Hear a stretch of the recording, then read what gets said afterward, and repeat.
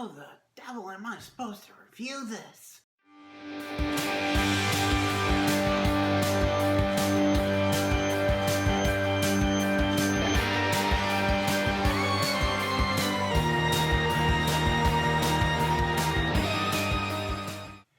Greetings, geeks and geek girls. It is me, I'm back for Crisis on Infinite Earths, Part 2. Whoo, boy, this episode. There is a lot to talk about, and I am bound to forget like half of it. So, spoiler alert, gonna just jump into it. If you guys haven't seen it, go watch it, then come back and tell me what you think in the comments down below. Let's split this up in basically the team all meets together that we know so far. And they need a wave rider, but Sarah's reluctant to bring in the team, even though last time they didn't participate in a crossover, it kind of went bad for you guys, remember? So they're like, okay, there are many different Earths with many different wave riders. So, Harbinger goes to Earth, I think it's 44, 43, and picks up their wave rider, whose only passenger is their universe's McRory, who's a lot like ours. And their ship, AI. Notice I phrased it like that. It's not Gideon. It's Leo. It's Leonard Snark. Or at least Wentworth Miller. Him and Mick have the same back and forth banter.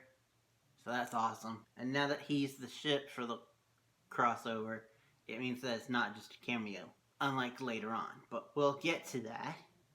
The Monitor then gives them tasks. He says that when Oliver died, he went back in time, which you can do that. Want to change some things, and found the Book of Destiny from last year, and used it to figure out that there are 7 pillars of destiny. A pillar of hope, a pillar of courage, a pillar of, I think spirit, and those are the only ones. Oh yeah, and a courage, and the pillar of, forgot the name of it now, shit. A lot of stuff happened, guys. That last pillar that I can't remember, and the pillar of courage. They don't know who they are. They just know that it's the pillar of courage is a bat from the future. No, the bat of the future. And they know that, pillar that I can't remember the name of, a Kryptonian who has lost more than an immortal man could bear to lose. Oh yeah, also, we find out that the pillar of hope and the pillar of Kara and Sarah. So that's 2 out of the 7 down. Now it's time to go off and find 2 of them. What happens is Iris, Clark, and Lois decide to go off to handle the Superman. Kate and Kara decide to go after the Batman. Sarah, Mia, and Barry go off with John, because Constantine, yay, to do this honestly kind of dumb subplot that I won't go into about them trying to bring back Oliver in the Lazarus Pit. The story of the Supermen starts off with them actually finding out that maybe Lex Luthor joining is not such a good thing. And Lex Luthor is like, hey, Book of Destiny that allows you to do anything. Yoink!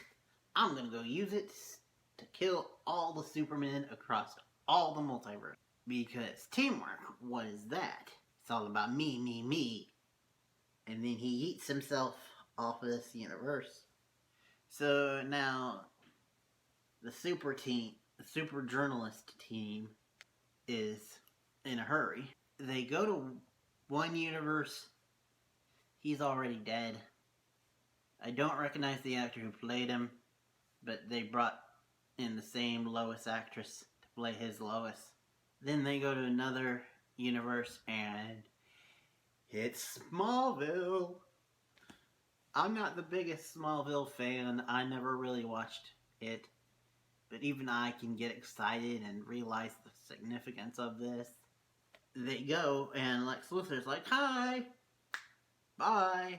And so we just see a one-on-one with John Cryer's Luthor and Tom Welling's Clark. Because notice I said Clark. Because if you guys have read the season 11 comics, they made it canon. He has retired.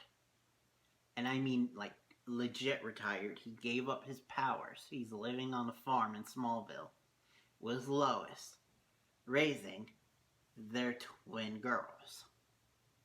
Lex is like, you gave up being Superman, you were a god. This isn't even worth it anymore. And so he leaves. And bye, Tom. Thanks for coming in this cameo. Then they get to another Earth, where they run into another Superman, played by Brendan Routh. This is the Kingdom Come universe. Brendan just slides so effortlessly back into Clark. He was so robbed. He deserved a better Superman movie. They find out that in this universe, it's very similar to Injustice, where Joker went to Metropolis and caused shit. Perry, Lois, Jimmy, and like 20 other people that I think maybe included his son, Jason. And yeah, so immeasurable loss that no mortal man could handle. And then Lex comes, and just as they're like suiting up and being like, okay, let's do this. And well, no, he's like, well, if Lex wants to come, I'll be ready. And then, of course, Tyler's Superman is like, oh, you won't be alone. And then Lex comes in and he's like, you know what? Never thought I'd say this, but I'm getting tired of killing Superman. So, I'm going to have Superman kill another Superman. And so the two Superman fight. Boom, boom, boom, boom. It's awesome. It's epic. And then Lois conks out Lex, steals the book, with her love manages to convince Kingdom Come Superman to come back to the light side. And he joins them and they go off. They go back on. Point of note here, Lex doesn't know that Clark is Superman. He somehow knows that Kara is Supergirl, but he doesn't know that Clark is Superman. And I feel like they wrote that in so that they could give him some plot for Superman and Lois, the spin-off show. Then you got the story of the world's finest, Kate and Laura. They go to Wayne Manor of Earth 99. Batman exists, but he's an older Batman, played by Kevin Conroy, in like this power suit. So technically we get Kevin Conroy in a Batman suit, but it's not the Bat suit, which is a little disappointing. Also, the direction that they took his character was honestly a little disappointing, but it was what was needed for the plot. Because, long story short, this is not a good Batman. This Batman is not good. He's killed so many people that he's lost count. He killed Superman. That's why he's in the suit, because he killed Clark. He's got kryptonite in his suit, and he uses it to take down Kara, and Kate stands up for Kara, and ends up killing him. They go back to the ship being like, we lost. Side note, in Earth 99, his like ward that's taking care of him is Luke Fox, but like a super buff version. So, is that maybe hinting at Batwing? For those that don't know the comics, look it up. But anyway, then they get back to the ship and after an awkward meeting of Ray and this Kingdom Come Clark, Ray turns on his pillar machine and they find the next pillar, and come to find out the pillar of courage is Kate. This was all a trial. Because you know, Monitor loves his trials.